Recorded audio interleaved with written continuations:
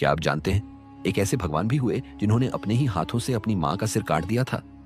हाँ, यह चौंकाने वाली कथा है भगवान परशुराम की।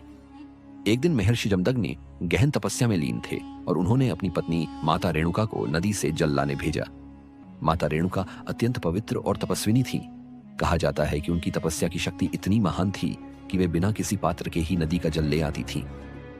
लेकिन उस दिन नदी पर उन्होंने एक गंधर्व राजा को अपनी पत्नियों के साथ जल क्रीड़ा करते देखा और एक क्षण के लिए उनका मन विचलित हो गया।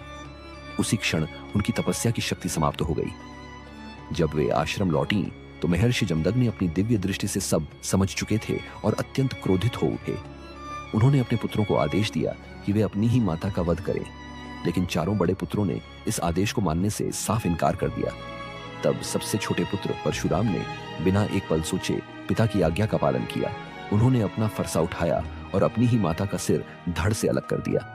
यह देखकर महर्षि जमदग्नि प्रसन्न हो गए और उन्होंने परशुराम से वरदान मांगने को कहा। तब परशुराम ने सबसे पहले अपनी माता को पुनः जीवित करने और अपने भाइयों को क्षमा करने का वर मांगा। महर्षि जमदग्नि ने वरदान दिया और माता रेणुका पुनः जीवित हो गई, जैसे कुछ हुआ ही ना हो। इस कथा का संदेश यह नहीं कि हिंसा सही है, बल्कि यह कि उस समय गुरु और पिता की आज्ञा को सर्वोच्च माना जाता था और सच्चा पुत्र वही होता था जो अपने स्वार्थ से ऊपर उठकर धर्म का पालन करे। लेकिन क्या आप जानते हैं कि बाद में परशुराम ने 21 बार पूरी पृथ्वी को क्षत्रियों से खाली क्यों कर दिया था?